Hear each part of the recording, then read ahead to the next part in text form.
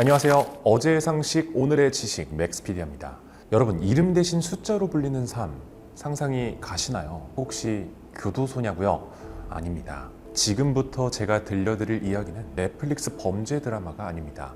바로 2025년 대한민국에서 지금 이 순간에도 벌어지고 있는 생지옥에 대한 이야기입니다.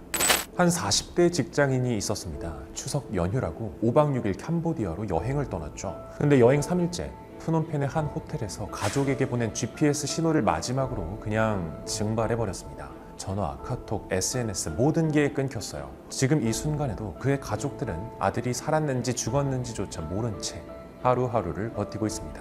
이런 감금 신고가 2025년 대한민국 대사관에 접수된 것만 250건이 넘었다고 해요. 이게 얼마나 미친 수치냐면요. 2021년에는 딱 4건이었어요. 5년 만에 무려 80배가 늘어난 거죠. 대체 캄보디아에서 무슨 일이 벌어지고 있는 걸까요? 오늘 지옥의 문을 연다는 그곳, 웬치의 실체를 낱낱이 파헤쳐 보겠습니다. 모든 비극은 문자 한 통에서 시작됐습니다. 빚 때문에 하루하루가 고통이던 26살 청년 김민성 씨.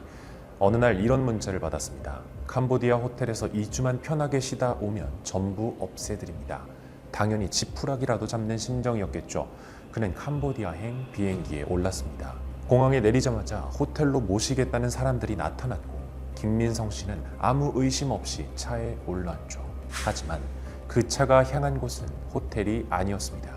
높은 담벼락, 굳게 닫힌 철문, 그리고 창문마다 박혀있는 쇠창살, 바로 생지옥 웬치의 입구였습니다. 민성 씨는 그 자리에서 여권과 핸드폰을 뺏겼습니다. 그리고 조직원이 다가와서 말했죠. 이제부터 너는 23호다. 그가 갇힌 건물 안에는 수십 명의 한국인들이 바닥에 엎드린 채 컴퓨터로 무언가를 미친 듯이 하고 있었습니다. 만약 여기서 실적을 못 채운다, 그럼 인간이길 포기해야 됩니다. 발톱을 뽑기도 하고요. 담뱃불로 살을 지지기도 하죠. 어떤 사람은 25분 동안 온몸이 보라색이 될 때까지 맞았다고 합니다. 실제로 2025년 8월 캄보디아 보코산에서 한국인 남성이 온몸이 고문 흔적으로 뒤덮인 채 시신으로 발견되기도 했어요. 물론 김민성 씨는 기적적으로 탈출했지만 지금도 그 안에선 수백 명의 한국인들이 번호로 불리며 범죄를 강요당하고 있습니다. 자, 그럼 이 지옥이 대체 얼마나 크고 또 어떻게 돌아가는 걸까요? 지금부터가 진짜 소름 돋는 이야기입니다. 국제 앰네스티 보고서에 따르면 캄보디아 전역에 이런 범죄 단지가 53개가 넘게 있다고 합니다. 수도 프놈펜부터 휴양지 시아누크빌, 태국 국경 지역 포이펫까지 그냥 나라 전체가 거대한 범죄 소굴이 된 거예요. 규모는 상상을 초월합니다. 유엔 추산 이 안에 갇힌 사람이 10만에서 15만 명. 이들이 1년에 벌어들이는 범죄 수익이 최대 190억 달러, 우리 돈으로 25조 원. 이게 캄보디아 1년 GDP의 절반이 넘는 돈이라고 합니다. 나라가 거의 범죄 조직에 먹힌 거나 다름이 없어요. 자, 여기서 가장 악명 높은 곳이 이제 태자 단지라는 곳인데, 중국 삼합회가 캄보디아 총리랑 짝짝꿍해서 만든 그야말로 범죄 왕국입니다. 얘네 수법을 보면 진짜 혀를 내두를 정도예요. 보이스피싱, 로맨스 스캠, 투자 리딩방, 몸캠 피싱, 불법 도박, 랜섬웨어, 컴퓨터와 스마트폰으로 할 수 있는 모든 범죄를 다 저지르고 있는데요. 이렇게 뜯어낸 돈이 딱 11명한테 반년도 안 돼서 5억 2,700만 원이라고 합니다. 근데 진짜 무서운 건 이 조직들이 노리는 타깃이 바로 2030 MZ세대라는 겁니다. 취업 사이트에 해외 고수익 보장 글을 올리고 비행기 표까지 끊어주면서 달콤하게 유혹하는 거죠. 자, 이제 숫자를 좀 보여드릴게요. 숫자는 거짓말을 안 하거든요. 캄보디아에서 납치, 감금된 한국인 수를 보면 2021년은 4건, 2022년은 11건, 2023년은 17건. 그런데 2024년은 221건. 미쳤죠. 2021년 대비 2025년은 약 80배 이상 증가한 거예요. 이대로 가면 2025년은 500건을 넘을 것이라고 합니다.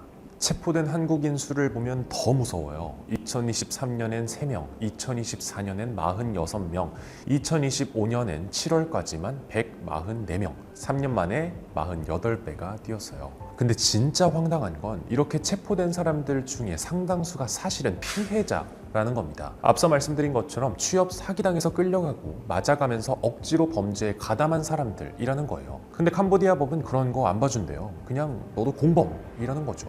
자, 대체 어떤 말에 속아서 이 지옥까지 가게 되는 걸까요? 딱 3가지입니다. 여러분, 이건 꼭 기억해 두세요. 첫째는 취업 사기, 월 500보장, 숙식 제공 이런 거 보면 그냥 뒤로 가기 누르세요. 둘째는 빚 탕감. 캄보디아 2주만 갔다 오면 빚 해결, 이건 그냥 지옥행 티켓입니다. 자, 마지막으로 대포 통장. 통장 팔면 돈 된다.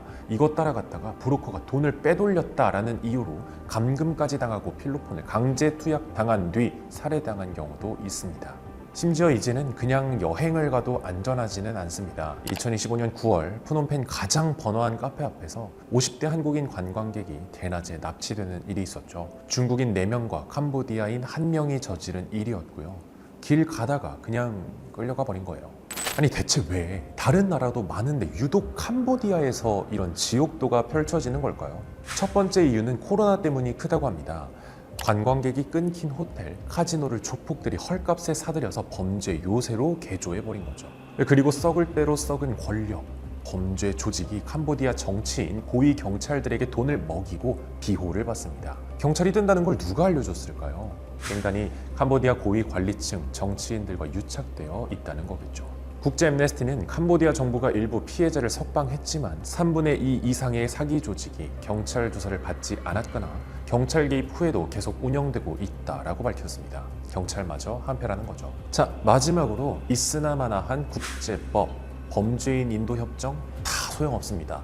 캄보디아는 2009년 한국과 범죄인 인도 협정을 맺었지만 제대로 작동하지 않고 있어요. 2025년 2월 로맨스 스캠 조직의 한국인 총책 부부가 체포됐는데요. 조직원들은 순조롭게 송환됐지만 정작 총책 부부 송환은 계속 지연됐어요. 캄보디아 정부가 한국에 있는 캄보디아 반정부 인사를 보내달라며 인질 거래를 시도한 거죠. 그럼 우리 정부는 뭘 하고 있냐고요?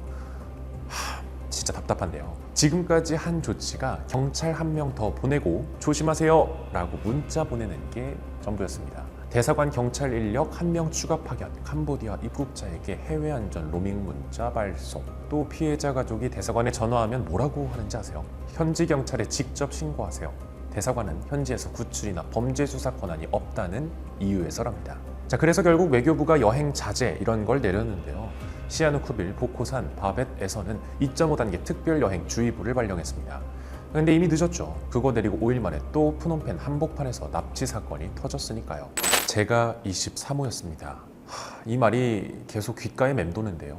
2025년 10월 지금 이 순간에도 캄보디아의 어느 어두운 방에서 한 한국인이 자기 이름을 잃어버린 채 번호로 불리고 있습니다. 피해자는 5년 만에 80배가 늘었고 10만 명이 넘는 사람들이 갇혀서 25조 원짜리 범죄를 돌리고 있죠. 이게 단순히 취업 못한 청년, 빚 있는 사람들만의 이야기가 아니라는 거예요. 캄보디아 여행을 간 일반 관광객 아무나 당할 수 있는 일이라는 겁니다. 그러니까 제발 월급 500만 원, 해외 취업, 숙식 제공, 빚 탕감 이런 광고 보면 그냥 쳐다보지도 마세요. 세상에 공짜는 없습니다. 특히 빚 탕감해 줄게 이 말은 100% 사기입니다.